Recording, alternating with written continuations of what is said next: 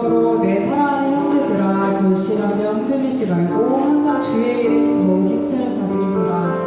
하나님은 영신이 예배하는 자가 영과 진리로 예배할지니라. 아멘. 사랑의 하나님, 예배의 자리로 불러주셔서 감사합니다. 흔들리는 우리의 마음을 바라보는 것이 아니라 언제나 신실하신 하나님을 바라보는 시간 될 수 있도록 인도해 주세요. 예수님 이름으로 기원합니다. 아멘.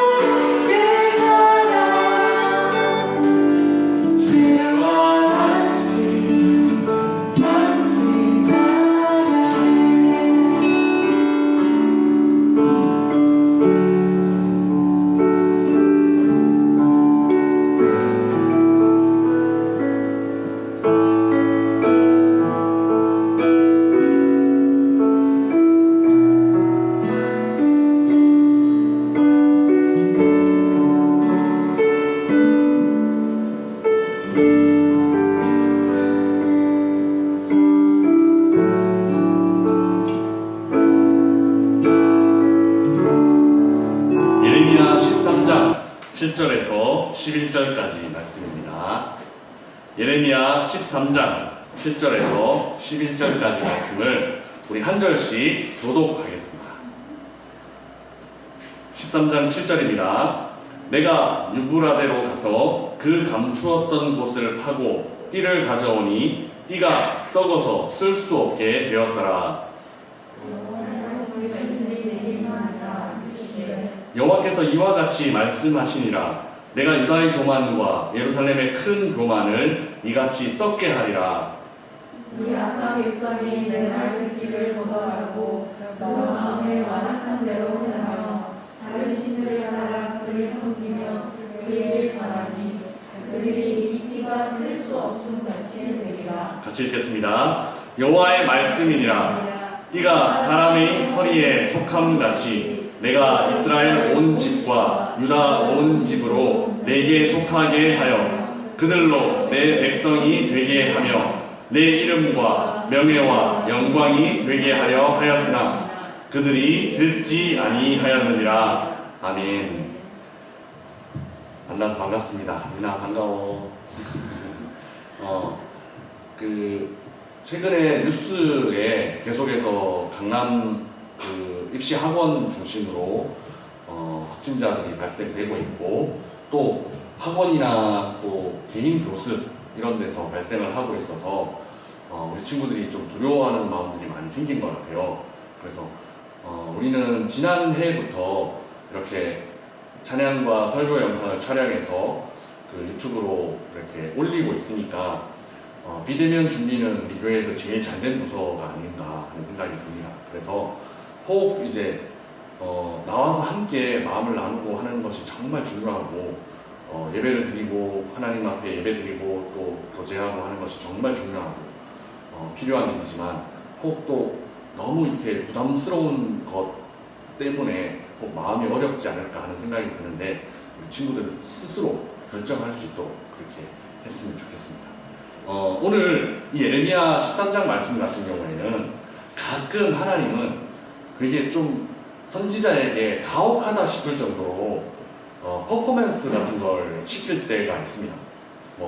예를 들면 너는 계속해서 빨가벗고 다녀, 이렇게 해서 막 너희들의 지금 이스라엘 민족 너희들의 지금 상태가 어떤지 알아?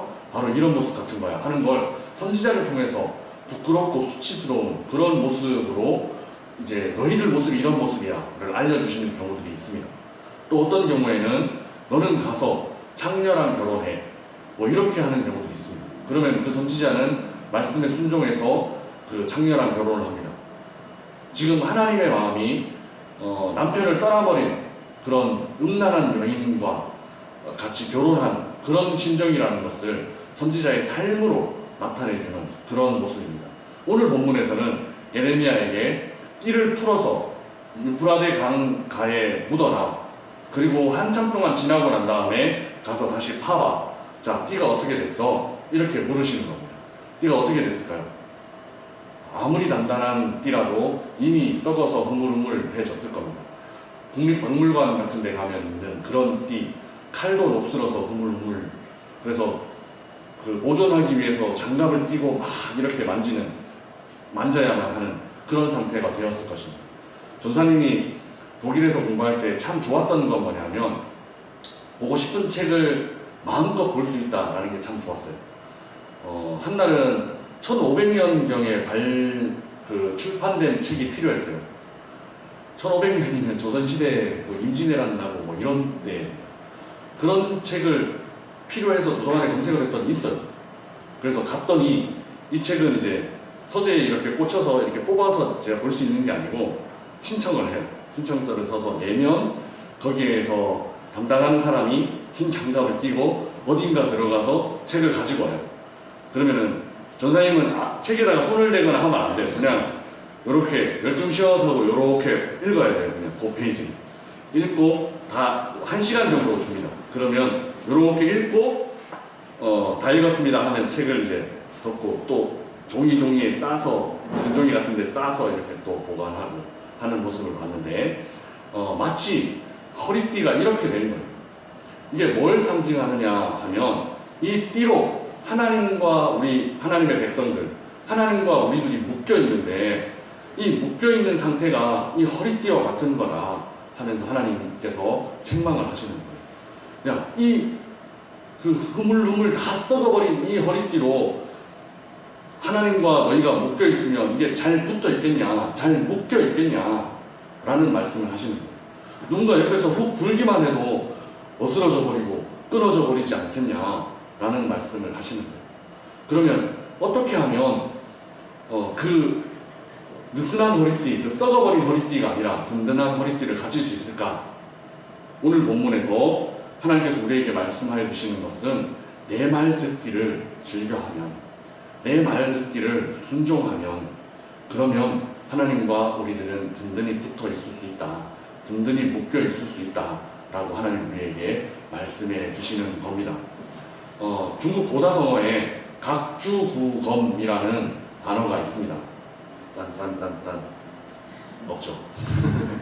각주구검, 뭐 수능 준비하고 있는 우리 친구들은 다 알겠죠. 각 배에다가 새긴다는 거죠. 뭐를? 칼을 그 바다에 떨어뜨려 놓고 배에다가 표시를 해 놓은 거예요. 그리고 이제 그 배에다 표시해 놓은 배 밑을 들어가서 이제 그 칼을 찾는다는 거예요. 어떻게 될까요? 배는 이미 그 자리에 있지 않아요. 배는 움직이는 거예요. 기준은 바뀐 거예요. 기준이 바뀐 거예요. 항상 체육 시간 되면 기준 해놓고 기준이 움직일 때 체육 선생님이 뭐라 하시는 경우들이 종종 있었죠. 저만 그런가. 김호석 기준 했는데 제가 막 움직여가지고 야단 맞은 경험이 있는데 기준을 움직이면 안 돼요. 오늘 하나님께서 우리에게 분명하게 말씀해 주시는 것이 무엇이냐 하면 배 위에 새기는 것과 같은 그런 흐물흐물한 하나님과의 관계, 계속해서 움직이는, 계속해서 표류하는 그런 하나님과의 관계에서 떠나라. 그리고 분명한 하나님과 분명하게 묶여있고 단단하게 묶여있어라. 무엇으로? 하나님의 말씀으로. 하나님의 말씀에 묶여있지 않는 사람의 특징이 요동하는 것입니다. 계속해서 이렇게 하면 어떡하지? 이렇게 하면 어떡하지? 이 고민을 하는 사람들입니다. 하나님 앞에 든든히 묶여져 있지 않은 사람들의 특징이 바로 이런 것입니다. 그런데 우리 친구들이 이제 앞으로 한 달여 남은 기간 동안 지나면서 어디에 묶여져 있어야 되냐 하면 하나님 말씀에 묶여져 있어야 됩니다. 매일매일 하나님의 말씀을 읽고, 시간이 부족하지만 하나님의 말씀을 읽고 묵상하며 내가 여기에다가 묶여 있습니다. 배에 칼을 떨어뜨린 곳을 표시하는 것이 아니라 내가 이 하나님의 말씀에 묶여 있겠습니다. 그렇게 결단할 수 있어야 됩니다. 그렇지 않으면 자꾸 바깥쪽에서 나한테 걱정이라든지 염려라든지 두려워하는 마음이라든지, 야, 너 다른 애들은 이 문제지 보던데 너 이 문제지 보고 되겠어? 뭐 다른 애들은 지금 여기까지 나갔는데 너 지금 여기 이거 해서 되겠어? 그거 생각하는데 시간을 흘려보내게 됩니다. 그러니까 그런 주변에서 일어나는 기준이 아닌 것들 다 내려놓고, 또 내 마음속에 그냥 일어나는 걱정들, 염려들 다 내려놓고 어디에 초점을 맞춰야 되냐 하면 2000년 동안, 3000년 동안, 4000년 동안 변함없이 사람들이 인생의 표대로 삼았던 이 말씀에 우리의 중심과 우리의 무게중심을 둬야 하고, 이 말씀을 우리의 기준으로 삼아야 합니다. 말씀에서 야 두려워해라 하면 두려워하세요. 근데 말씀에서 두려워하지 마라 하면 두려워하지 마세요. 제가 두려워해라라는 말씀이 있을까 싶어서 한참 찾아봤는데 하나님이 벌하실 때 너 그거 두려워해라 이렇게 말씀을 하신 적은 있지만, 하나님은 하나님의 백성들에게 두려워해라, 흔들려라, 걱정해라 이런 말 한 적 한 번도 없어요. 두려워하지 마라, 걱정하지 마라, 담대해라 하나님 말씀하고 계신 거예요. 그러면 이 남은 30일 동안 우리 마음속에서 그저 일어나는 두려운 마음, 떨리는 마음, 걱정, 근심, 거기에 내 마음의 중심을 두고 그것을 기준 삼아 살지, 아니면 하나님의 말씀, 이 든든한 하나님의 말씀에 묶여서 살지 우리는 결정해야 합니다. 그 두 사람의 30일은 전혀 다른 30일이 될 겁니다. 말씀을 마무리하겠습니다. 우리 사랑하는 미래청년부 친구들, 그리고 우리 스님들, 상황을 바라보면 흔들릴 수밖에 없습니다. 가장 인상적인, 전사님이 어릴 적에 뉴스를 보면서 가장 인상적이었던 장면이 지금도 눈에 선해요. 그때 당시는 스마트폰이라든지 이런 게 있을 때가 아니어서 급박하게 일어나는 일을 촬영하는 것이 굉장히 힘든 때였어요. 그런데 큰 강도 아니었는데 어느 정도 시골에 있는 강 한가운데 뚝 같은 데서 낚시를 하던 사람이 물이 갑자기 불어나서 고립이 됐어요. 그런데 어느 정도 서 있을 수 있었어요, 그 사람은. 물이 불어나서 사람들이 몰리고 그 119 구급대가 올 때까지 어느 정도 서 있을 수 있었어요. 그래서 어떤 사람이 그 장면을 촬영을 했어요. 그런데 한 1분, 2분 지났을까? 그 사람이 그 물에 휩쓸려서 이렇게 떠내려가는 장면이 뉴스에 고스란히 나오는 적이 있었어요. 연출된 장면이 아니라 그런 사실적인 장면은 전사님이 어렸을 때는 잘 찍기가 힘들어요. 그래서 애니메이션 같은 걸로 만들어서 방송을 하고 했는데 그 장면이 전사님 어릴 적에 뉴스를 봤던 장면 중에서는 굉장히 기억에 많이 나요. 그래서 의문이 들었어요. 왜 저 사람은 가만히 서 있을 수 있었는데 조금만 더 참으면 구조하는 사람이 와서 구조될 수 있었는데 왜 떠내려갈 수밖에 없었을까? 어릴 적에 그 궁금한 점이 생겼어요. 그래서 부모님께 물어봤어요. 사람이 물살 사이에 갇혀서 그 물을 바라보면 기준이 계속 흔들리기 때문에, 우리의 시선이 계속 흔들리기 때문에 견고하게 서 있을 수 없어. 이 대답을 얻었어요. 마찬가지예요. 이 세상을 살아갈 때 계속 흔들리는 상황이나 흔들리는 형편들의 시선이 가 있으면 우리는 언제든 제대로 견고하게 서 있을 수가 없어요.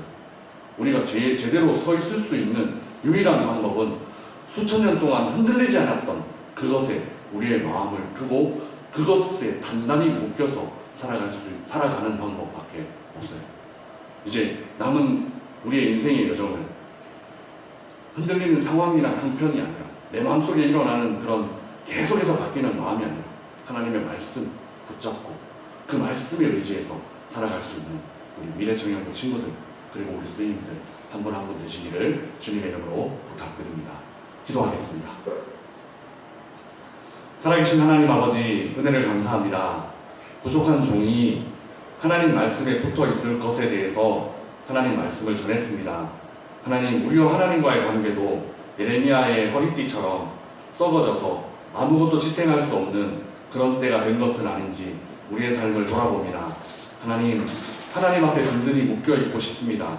하나님이 우리의 삶의 기준이 되시고, 하나님이 우리의 삶의 든든한 닻이 되시고, 하나님이 우리의 삶의 든든한 표본이 되심을 우리가 믿고 의지하며 나아갈 수 있도록 주님 인도하여 주시옵소서. 세상을 바라보는 것이 아니라, 그 흐름들을 바라보는 것이 아니라, 또 우리의 마음속에서 일어나는 그 감정의 소리들에 귀 기울이는 것이 아니라, 수천 년 동안 인생의 표대가 되었던 이 하나님의 말씀 붙잡고 이 남은 시간들을 하나님 담대하게, 용감하게, 견실하며 흔들리지 않고 보낼 수 있는 우리 친구들과 우리 스님들 될 수 있도록 축복하여 주시옵소서. 감사합니다. 예수 그리스도 이름으로 기도드리옵나이다. 아멘.